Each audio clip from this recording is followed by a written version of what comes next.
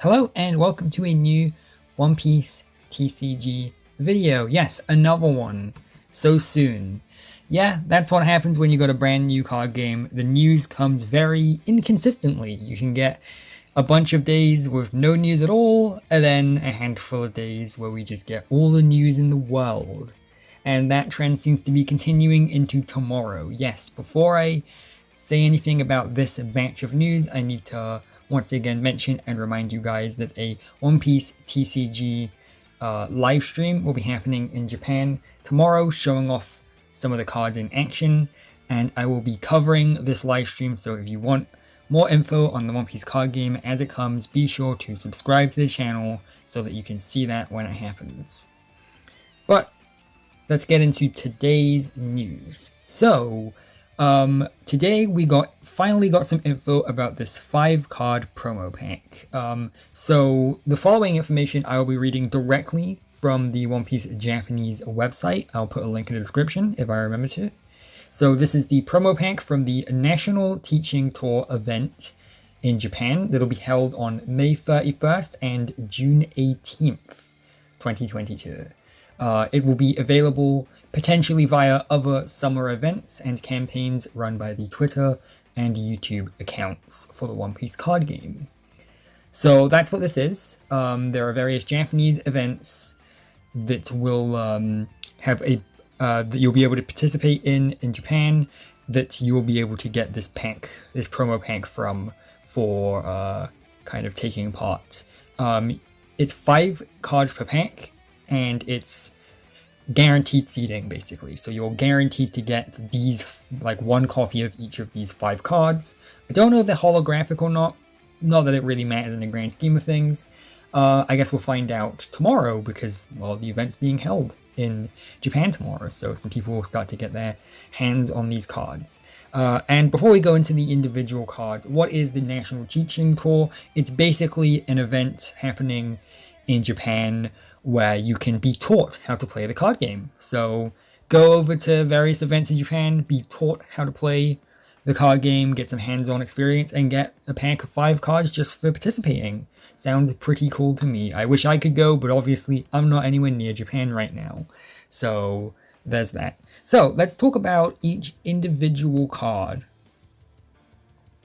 Because, well, this is a card reveal video. So here is a event card. It is called I Can Smell the Adventure with a bunch of exclamation marks.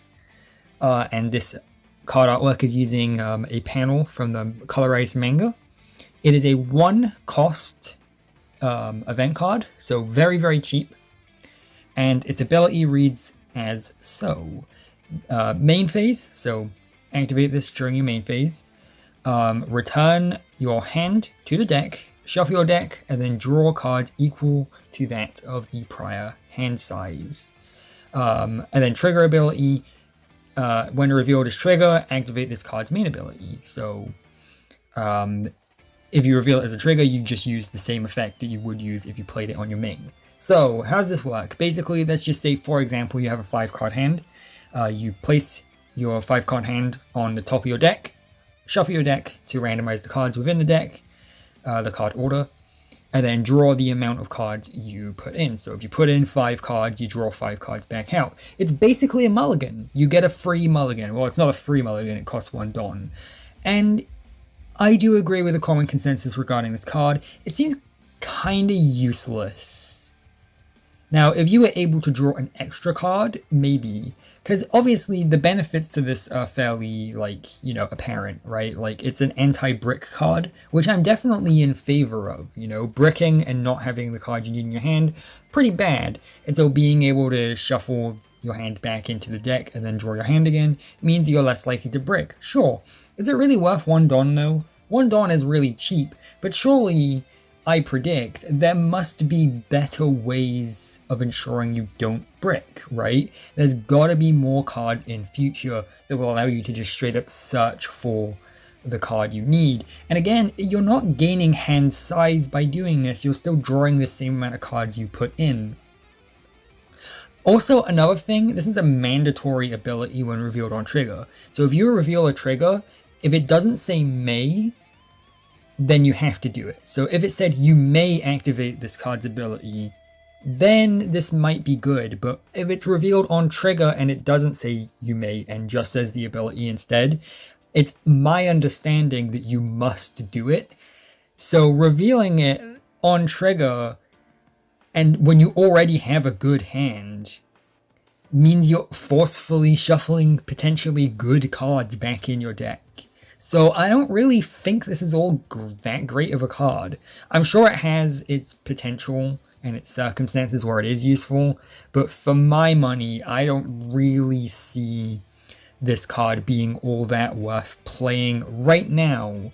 Maybe there might be a card in future or something where its ability only activates when the deck gets shuffled or something, and in that case this might be better, and also it's good to have a deck shuffler.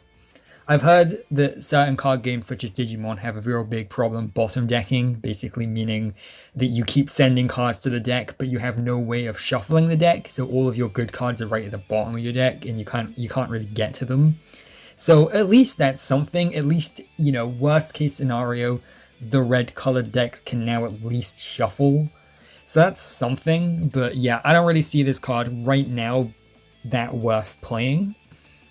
Although again, we need future context. And whilst we're talking about red, we'll talk about the other red card we got from this. So it's yet another Luffy.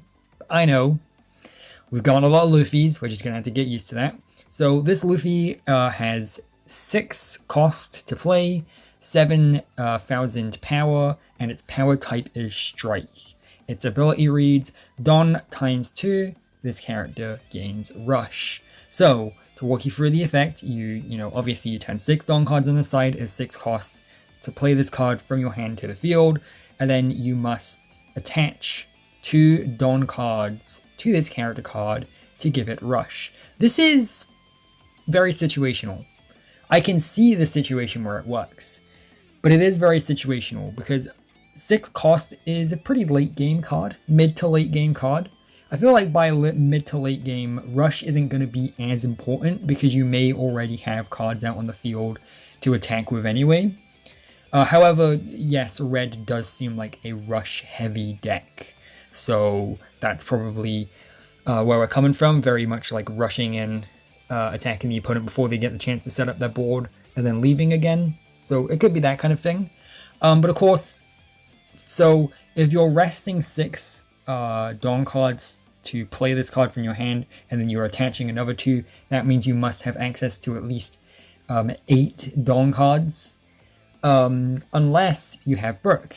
Brook is a card that allows you to attach rested Dawn cards from your cost area to character cards. So Brook has already proven that it is actually possible to get this card out faster than you would usually be able to. So that's pretty good. And if there's a Brook card that allows you to do that, I'm willing to bet there are going to be more cards that also allow you to do that. So that's going to be very interesting. Also, another thing that's worth pointing out, 6 cost for 7k damage is pretty decent from the sounds of things. But what's even better is if you're attaching 2 Dawn to activate this card's ability, then that means it's actually going to have 9k power, which is going to be incredibly difficult to block with a counter card. So that's really good too. So this is a card where I'm kind of 50-50 on it. I think in certain situations this could be very, very good. But in other situations, maybe not so much. So we'll see. And again, you can still play it without activating its ability. You can just play the 6 cost and then just not get the Rush if you don't want to. So that's another thing too. You don't have to use its ability. You don't have to attach to your own cards. Obviously, preferably you're going to want to wait until you can activate its ability. So, you know, it seems okay. So let's go to the other 3 remaining promo cards. So this is the Crocodile character card. This is the first time we are seeing a Crocodile character card. Last night we covered the Crocodile and Kid leader cards, but this is the first time we're seeing character cards for either of these 2 characters. Obviously, the character card of these cards might be different in the starter deck, since this is just a promo card. But, you know, it's still very interesting to think about, right? It might give us a stronger idea of how these cards play. Granted, this card probably won't give us a better idea of how this deck is played because it's a fairly vanilla ability. So this card has 4 costs to play it, 5k power, and its power type is special. It has 1000 counter, and its ability reads Don times 1, this character gains blocker. And then the extra text, because obviously that's a lot of text just to say this character gains blocker. That's because the part at the bottom is just explaining what blocker is, which I will explain in a sec. So, as per usual, how you play the card, you take it from your hand, you turn 4 Don cards on their side, and then you play this from your hand to the character card section of the field. And then to activate its ability, Don times 1, you take 1 Don card, 1 upright Don card from the cost area, attach it to this card, and then this card can gain blocker. Now what's really, really nice about this, so blocker means that if your opponent is trying to attack any of the cards on your field, so for example your leader, you can instead take this upright card, turn it on its side, and that will redirect the attack to Crocodile instead, right? And this is interesting, so because it's got 5k power. Now, talk about magic numbers, right? A lot of cards will have 5k power. I'm pretty sure all of the leaders we've seen so far have 5k base power. And so this is going to be a lot more effective at blocking than most of the other blocker cards we've seen so far. There was like a chopper one that had like 1,000 or 2,000 power. This one has 5,000. That's going to be a lot more formidable. Obviously, the Don that's attached to it does not give it power during the opponent's turn, so you are just stuck with the 5k. That's still pretty good. And it's also really versatile as a defense card too, because you can also use its counter plus 1,000 from the hand as well. So you don't even need to play it to defend with it. So you got 2 really good options, and honestly, even if you don't use its blocker ability, it can still swing for 5k. Which is really good, actually. I think this is a very, very versatile card. I could potentially see this becoming a staple for a little while, honestly, for the blue deck, just because there's so much you can do for it with it. 4 costs for 5k damage is a bit much. Traditionally, we've seen 3 costs for 5k damage, but the additional like options you get given from this card definitely make up for it. So I'm a big fan of this card so far. I can definitely see its potential. Next, we have Kaido character card from the promo pack, as per usual. So it's got 7 cost, 8,000 power, and a striker power type. No counter for this one, though. And its ability reads, activate main Don -2. This character card gains banish until the end of turn. And we'll talk a little bit about what banish means. I have written a short description there, but it goes a little bit more in depth than that. So this says banish forces opponent to send life cards to the trash instead of their hand. However, I've got a more like fleshed out version of it written in my document that says when this card deals damage to the opponent sends the life card directly to the trash without activating trigger abilities. So, okay, this is going to take a little bit of explanation, right? So first of all, you know, turn 7 Don cards from the cost area on the side to play this from your hand to the character card section. That much is pretty obvious by now. Don -2 means you take 2 Don cards from the cost area and put them back into the Don deck.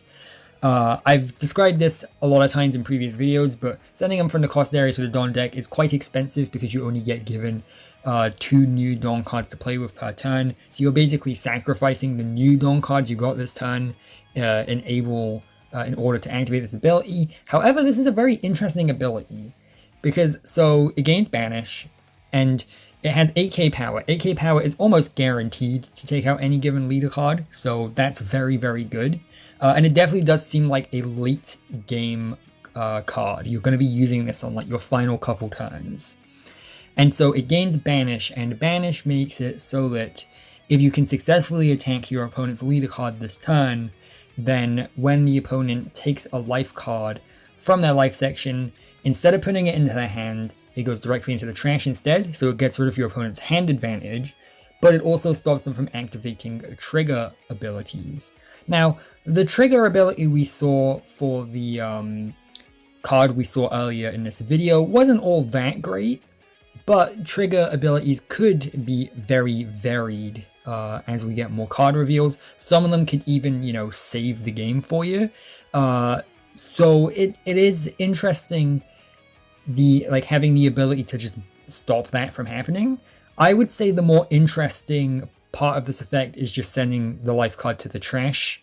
I think sending the life card to the trash instead of the hand is a very, very good thing to have, because again, it stops your opponent's hand advantage, and the more cards you have in your hand, the more options you have when it comes to playing cards on your turn.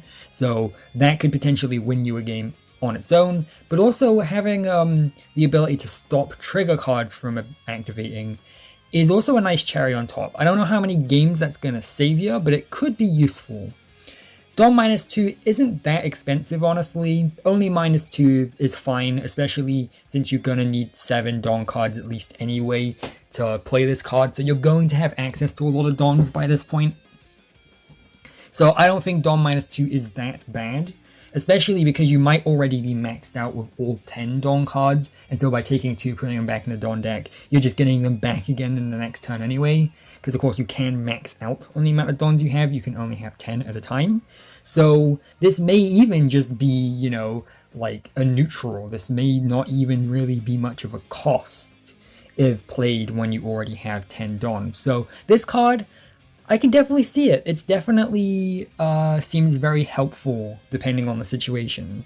I don't know how many trigger cards you get per deck though. I don't know if there's a hard and fast limit to the amount of triggers you're allowed per deck, because once we see some deck lists and we see on average how many triggers people are going to be running per deck, that's going to give us an idea of how useful this card really is. Anyway, onto the last of the promo cards. So this is Eustass Kid's character card. Obviously, we already saw his leader. We went through the same explanation when we looked at the Crocodile card. So let's just get straight into the card itself. So, free cost, 4k power, special attack type, and 1000 counter. And the card ability reads, Don ×2, this character gains a double attack. So what is double attack? It has it written here. Double attack doubles the amount of damage dealt to an opponent when their leader is attacked. Now, you may be thinking, oh, when this card attacks, double attack means it goes from 4,000 power to 8,000. No. The power number does not change, however, it's the amount of life your opponent loses when they're attacked. So this is like a critical trigger in Cardfight Vanguard, if you're familiar with that game. If you're not familiar with that game, it basically means if you can successfully attack your opponent's leader with this card, then your opponent must take 2 life cards from their life section and add them to their hand instead of just 1. This gives them a bigger hand advantage, admittedly, but it also, you know, gets them 1 more life closer to the end of the game. So that's a much more important thing to bear in mind. However, of course, this is 4k power. Going by the magic numbers system, most of the leader cards tend to have 5k power, and so you're going to need more than the 4k. However, that problem is solved in and of itself by the 2 Don that you're attaching to this card to activate its ability anyway. That gets it at 6k. That does definitely mean your opponent could block the attack fairly easily. It just needs 1k to block that. But, you know, at 6k, swinging with a 6k is pretty good. And honestly, yeah, this ability is pretty incredible, actually. I'm sorry. This is really, really good. For a free cost as well is really good, basically. I don't really know what else to say. The 1000 counter is good. Any card that has a counter is really good because that means you don't need to play it from your hand. If you don't want to, you can just use it to defend from your hand instead, which means that you don't have unnecessary cards kind of breaking up your hand. You still have options, and that's really, really good. Obviously, the counter could save you a game, depending on what context it's used in. So having the counter is a really good thing to have for sure. But honestly, yeah, the double attack, we don't know how many cards are going to have double attack. The fact that it is a keyword meaning that it has like the background behind the effect text, if you see that there, means that this is going to be a effect type we see a lot throughout the game, and it seems like a pretty damn strong one. What I want to know, and what I'm kind of theorizing, is whether or not double attack is a keyword that will be locked to certain colors. Like, is this a ability type that only green can use, or can all of the colors use them? We won't know until we get some more card reveals, of course, but that is very, very fascinating. But yeah, those are all of the cards from the 5-card promo pack from the National Teaching Tour. Let me know what you thought of the cards below, whether or not you thought they were good or bad or somewhere in the middle, and what kind of opportunities you could see them being used in the context of a game, and even combined with previously revealed cards. Remember that there will be the One Piece card game live stream happening tomorrow, and I do plan on covering it in some way, shape, or form, so be sure to subscribe to the channel to see info about that when it happens. Like this video to boost it in the algorithm, and of course comment with your thoughts below if you'd like to. And that's basically all I've got for you today. So remember, for every statement, there's always an asterisk. See ya.